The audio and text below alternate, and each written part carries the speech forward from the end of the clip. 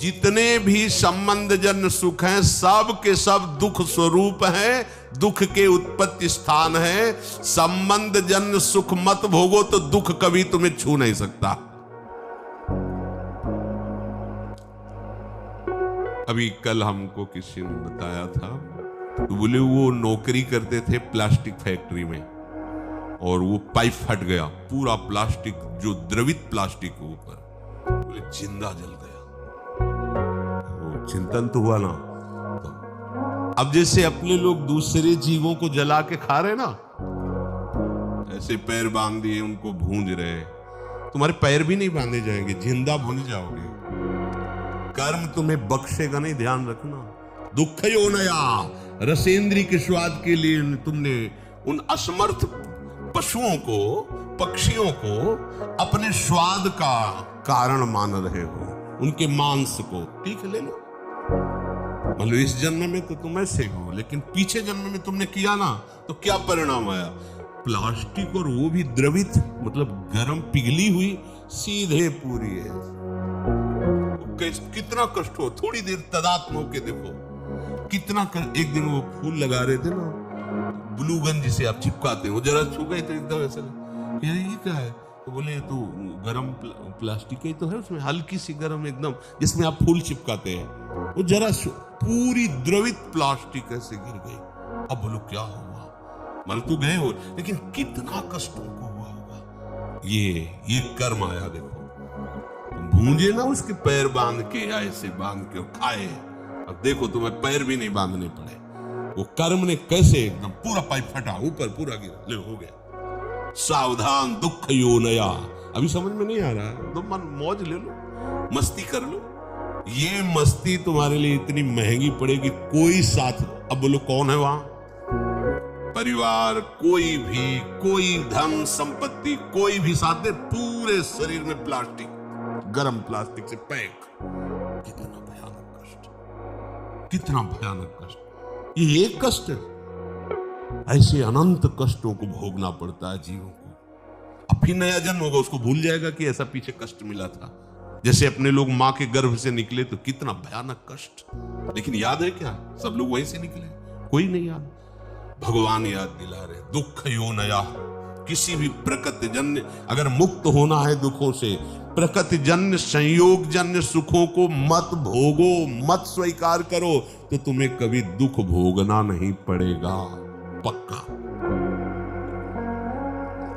जब आप किसी वस्तु के भोगने की भावना करते हैं तो उसका अभाव प्रतीत होता है। अगर ये भोग मिल जाए तो मुझे, उसकी शुरुआत ही दुख से हो रही है, जलन से हो रही है, और उसके संयोग प्राप्ति में तुम्हारी जलन होने के कारण सुखानुभूति हो रही है, उसमें सुख नहीं है। तुमने कामना किया है, तुम उसके लिए व्याकुल हुए हो, संकल्प बनाया, इसलिए तुम्हें सुखानुभूति हो रही है, नहीं उसमें सुख। ध्यान रखना, वो भास ऐसा ही रहा है जैसे स्वप्न में। स्वप्न में लग रहा है बहुत अच्छा अच्छा खा रहे, पर पेट भरा क्या? कुछ नहीं। स्वप्न में भी तो सारी क्रियाएं होती, क्या होता है? कुछ होता है क्या? जागृत में ठीक वैसे ही भ्रम है। अगर तुम्हें उस सुखद वस्तु का भाव न बने कि सुखद है, तो आपको कभी भी दुख नहीं मिल सकता। पर हम पहले किसी भी वस्तु, आज पूरा प्राणी समुदाय चेष्टा केवल सुख के लिए कर रहा है, केवल सुख के लिए। परिणाम सबको दुख मिल रहा है। जो प्रभु की तरफ चले वो धीरे धीरे दुख से निवृत्त होते हुए परम सुख की तरफ जा रहे हैं। भले आज शरीर दंड भोग रहा है पीछे के कर्म का, लेकिन आगे प्रकाश है, क्योंकि भगवत मार्ग में चल रहा है। वस्तु के अभाव का दुख जितनी जोर का होगा, मिलन में तुम्हें उतनी ही सुखानुभूति होगी। ये ब्रह्म ऋषियों का मनन है। वस्तु के भोग का जितना गाढ़ चिंतन होगा, उतनी तुम्हें उस भोग में सुख लगेगा, है नहीं? लगेगा। और जितना तुम उसमें सुख अनुभव करोगे, उससे अनंत गुना बढ़ के तुम्हें दुख मिलेगा। ये सिस्टम है, ये है नियम है। इसीलिए देख लो, सब दुखी है, सब शांत है। भोगी व्यक्ति कभी सुखी नहीं हो सकता, दुखों से बच नहीं सकता, क्योंकि जितने भी भोग हैं सब दुख योनया। भगवान कह रहे हैं, भगवान के दुखालयम, यहां दुखालयम में तुम सुख भोगना चाहते हो, भगवान कह रहे दुख योनया, हट जाओ, शरीर राग से हट जाओ, केवल जीवन निर्वाह मात्र, धर्म रक्षा के लिए, कर्तव्य पालन के लिए उचित शास्त्रीय विधान के अनुसार भोगों को स्वीकार करो, इसी जन्म में आनंदित हो जाओगे। अगर आप केवल भोगों में ही सुख मान करके रत हो तो परिणाम ताप संस्कार दुखैर्गुण वृत्ति विरोधाच्च दुखमेव सर्वम विवेकिनः। तुम्हें 3 प्रकार के दुख वर्तमान में ही भोगने पड़ रहे हैं, देख लो। परिणाम दुख, पीछे जो कर्म किए उनका परिणाम भोग रहे हो। परिणाम दुख और ताप दुख और संस्कार दुख, ये 3 सुख भोगने वाले को भोगना ही पड़ता है। देखो, सुख भोगने वाले के लिए लिखा है, जो संसार में सुख भोगने की वृत्ति लिए हुए उनको ही अपने आप 3 दुख भोगने पड़ते हैं, परिणाम दुख, ताप दुख और संस्कार दुख। संपूर्ण विषय भोग आरंभ में सुख रूप सबको प्रतीत होते हैं। कोई भी कर्म जब हमारा बनता है तो उसमें हमारा लक्ष्य होता है सुख। कोई न कोई ऐसा कर्म बना जो सुख के लिए हमने पाप कर्म किया, सुख भोगने की भावना से पाप कर्म बना, और वही कर्म आकर के दंड देता है। ध्यान रखना, चाहे कोई हो, कोई भी हो, कितना भी बड़ा महापुरुष हो, इस शरीर रचने के समय उसके उस कर्म संस्कार को रचा गया है। इतनी अवस्था में तुम्हारे ये रोग होगा, इतने ये प्रारब्ध भोग है, ये आएगा, अपना रूप विस्तार करेगा। लेकिन ये भजन का, ये भगवत शरणागति का प्रताप, वो बस कवच बन करके उसकी रक्षा करता है, ना उसे भय होने देता है, ना शोक होने देता है। अब ये शरीर छूटा, पीछे सब गोदाम में आग लग गई, अब उसमें एक भी कर्म ऐसा नहीं जो जग सके या नवीन हमें बंधन दे सके। खत्म। आगे जो कर्म हो रहे हैं भगवद अर्पित है, वो खत्म। प्रारब्ध जो है धीरे धीरे खत्म होता जा रहा है, और उसको कैसे भुगवा रहे? कृपा कवच से। सत्य कहते हैं, अगर प्रियाजू की शरण में ना होते तो रोज हम ऐसे जलते जैसे कि तवा में रोटी सेकी जाती है, ऐसे जलते और मनाते कि ये शरीर छूट जाए तो अच्छा है। मनाते, कहां इतनी अर्थ व्यवस्था, कहां ऐसी सेवा, कहां ऐसा हृदय की विश्राम स्थली, कहां हृदय को लगाते, किस पर लगाते?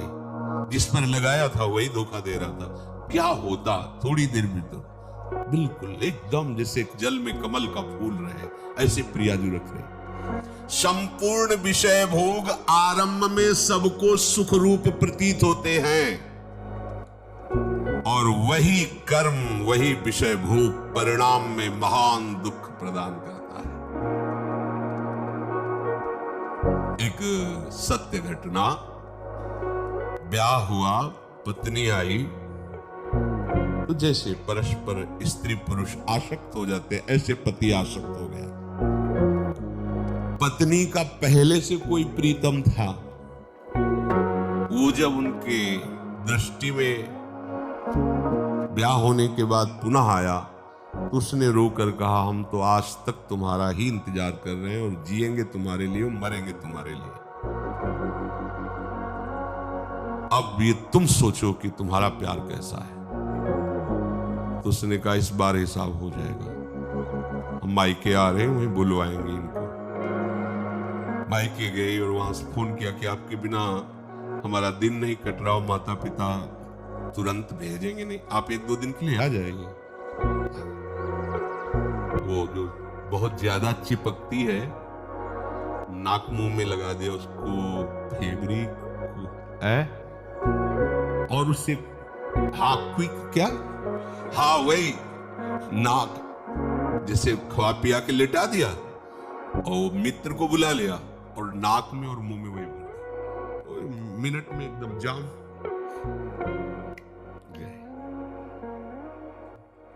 ये सत्य घटना। क्या हुआ, कहां सुख है, किसमें सुख है। अब वो एक अलग जेल में, एक मरा और दोनों अलग अलग जेल में, तीनों का जीवन नष्ट हो गया। क्या हुआ, सुख भोग की लालसा। देखा, अब अगर हम ऐसे ना समझाए तो लगेगा भगवान कह रहे दुख होने आए, ऐसे दुख होने आए।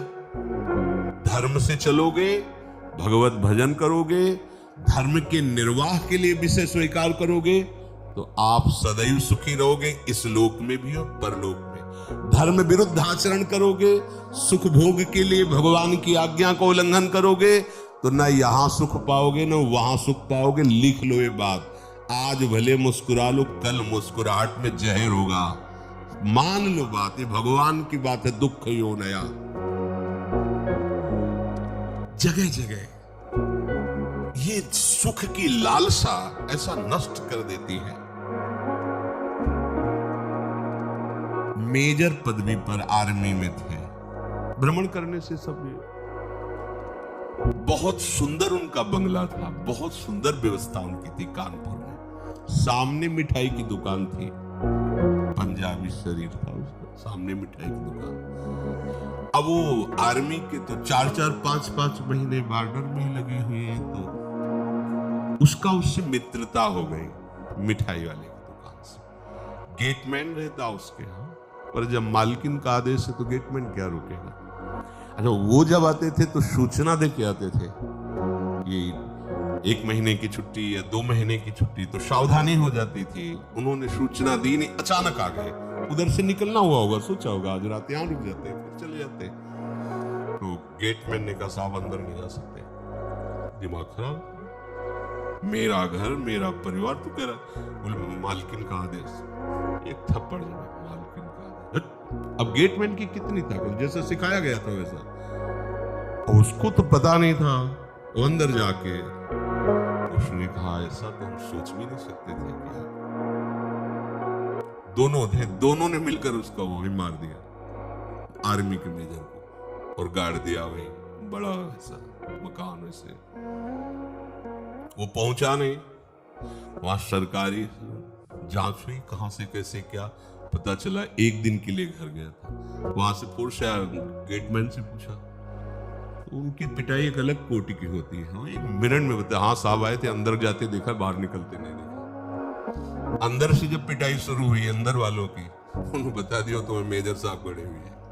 क्या हुआ, भयंकर, तीनों को कष्ट। एक को पत्नी के राग में मृत्यु दंड मिला, मार दिया ना दोनों ने मिलकर, और दोनों को ऐसे सरकारी आदमी के मारने के लिए उनको दोनों को सजा मिली। क्या सुख, दुख ही होना यह। और ये कार्य कैसे हुआ था, सुख भोगने के लिए।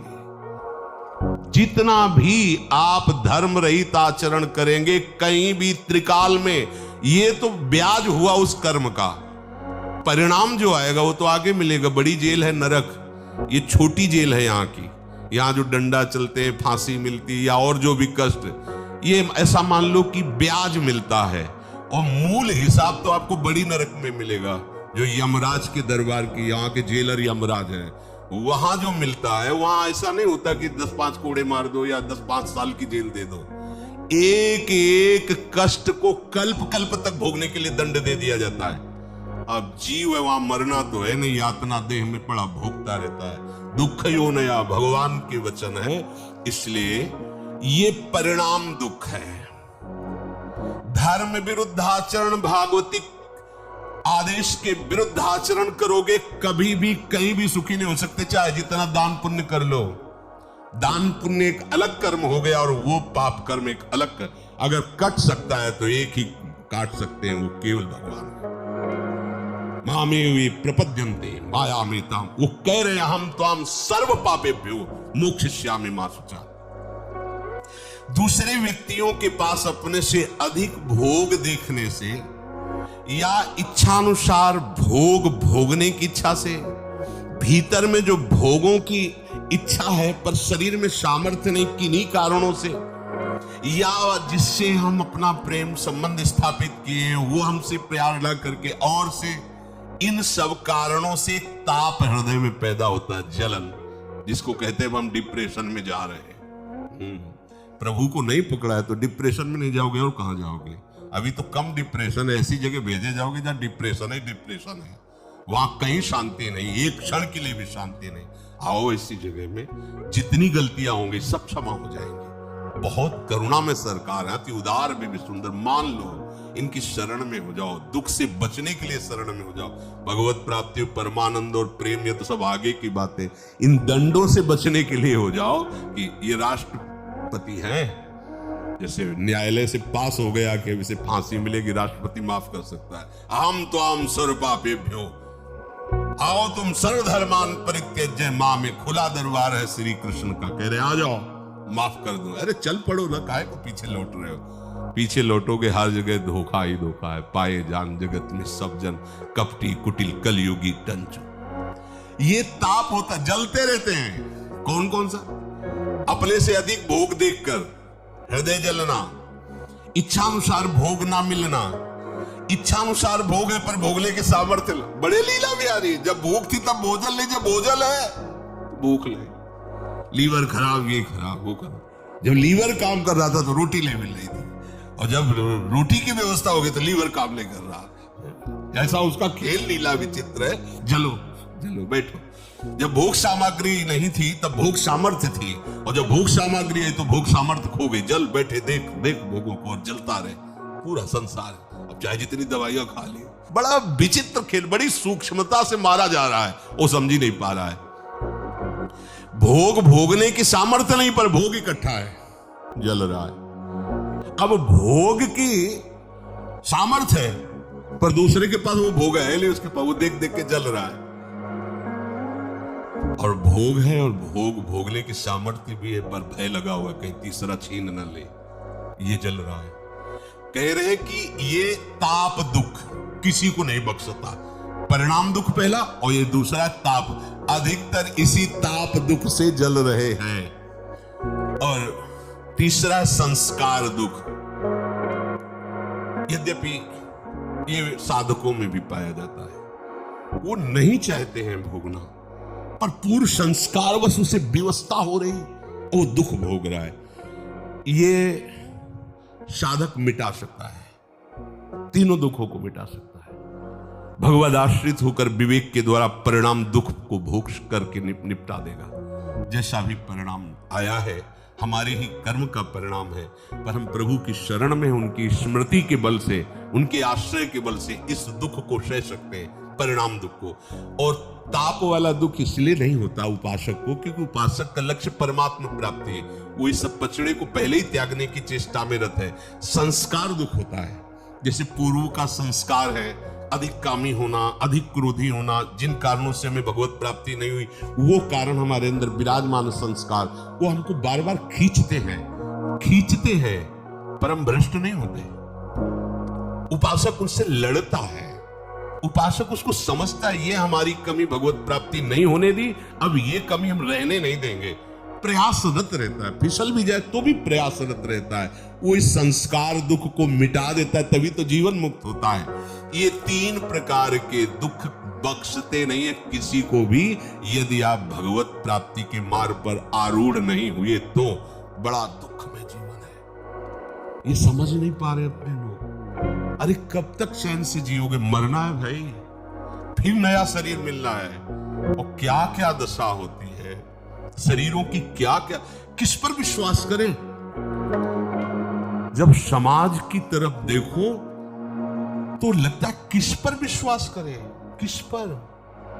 जो हमारे विश्वसनीय वही विश्वासघात कर रहे हैं, जिनको हमने जीवन दे दिया वही हमारा जीवन लेने के लिए तैयार, वही हमारे नहीं, बिल्कुल असहाय असमर्थ संसार में दिखाई दे रहा है। सोचो, किसी भी संबंध को सोचो, कहीं भी पवित्रता, कहीं भी विश्वास, जिसके कारण हम जीवित है, वो रह नहीं रहा है, धीरे धीरे सब जा रहा है।